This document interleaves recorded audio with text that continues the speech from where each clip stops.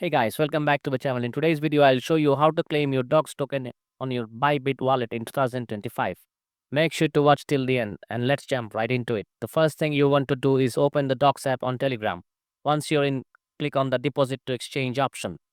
You'll see a list of exchanges. Go ahead and select Bybit. Next, make sure you already have a Bybit account. If you do, click yes, I have it, proceed. Then now you'll need to input your Bybit UID, your Docs deposit address and the memo.